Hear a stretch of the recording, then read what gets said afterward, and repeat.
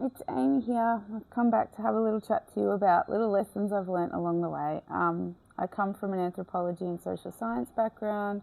I work in mental health over the last few years, and you know, my motivation for doing these videos is to just share little lessons that might be helpful and just open up little conversations that might be useful for people along the way. In some ways, I'm talking to my younger self. In some ways, I'm just hoping to join the conversation in the collective. So thank you for tuning in. Today, I just want to address the subject of beauty standards and the commodification of beauty. I think that this is something that can impact not just young women, young men, young people in general, around, confining themselves, trying to align themselves in such a way that sometimes is physiologically not viable. And then we go into, people needing to actually modify themselves to the point where they're not aligned with their vessel, they're not honouring their vessel, they're not, tuned in to their vessel and celebrating the beauty that is themselves. So how do we get to the point where we have these beauty standards? A lot of what we see now as beauty portrayed in media has been developed by industry. Industry and the social construct of beauty is something that has now come together and commodified beauty itself and made it a product to sell. And obviously we have fashion and cosmetics and all sorts that comes from that. And, it's pretty much peddling on everyone's insecurities. So is your nose too big? Is your nose too little? Are your eyelashes too long? Are they not long enough? Are they, your eyebrows, doing on fleek? Are they not? Are your lips big enough? Are your boobs big enough? Is your butt big enough? Is in my day being every day today, but when I was young and being influenced by these things, heroin chic was in. So you needed to have a thigh gap. You needed to have, your head needed to be disproportionately bigger than the rest of you, and you needed to look like you were sort of on the edge of starvation, and that was really, considered very beautiful. I don't think that's necessarily the case now, and I really like to see that we've got a lot of, different shapes and sizes being accepted and promoted and everything. But I now see the pendulum swinging way too far the other way, and we got big lips and crazy eyelashes and, fake this and fake that and big boobs, big butts and all this. My personal idea is that I think everybody's got like their own unique beauty, and that our vessels have beauty we can align with, and the extra body mod stuff isn't my preference. Now, with beauty standards in general, this also speaks a little bit to do with some of the patriarchal systems and industrialized systems, capitalism, all of that. So to keep women skinny and youthful is to keep them in a space of not strong and not empowered and not matured.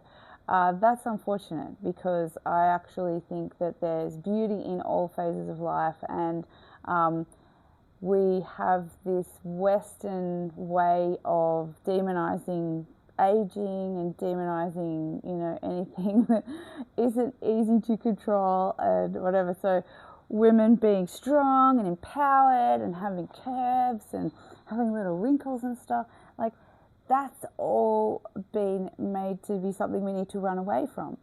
And, you see the women who have run away from it, and or even the men too, people running from youth. I don't think that actually makes beauty. I don't think you sit in a room with somebody who's unhappy with their vessel, they're never going to actually, that they're not going to emanate that beauty. It's all going to be a facade. Whereas, you sit in a space of really, having made peace with your vessel, having attuned to, and accepted your unique features, then you emanate this joy, you emanate this confidence, you emanate this happy in your skin, and that can be the most attractive feature ever. That can be the most beautiful thing. So as we sort of have things in this day and age coming to the surface around maybe some of the motivations why industry was looking to, create beauty standards that were preoccupied with youth and vulnerability. It's lovely to now see that we've got the other wave coming through of empowered voluptuous women doing their thing.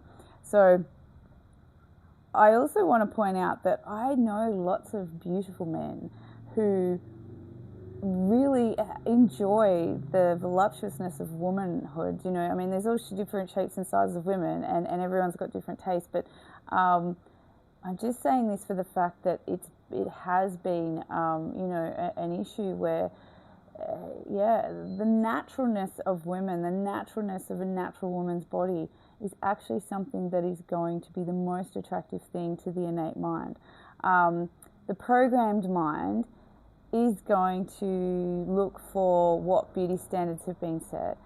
The innate mind, depending on what phase of breeding you're at, could go for signifiers of breedability, which is healthy hair, healthy lashes, healthy eyebrows,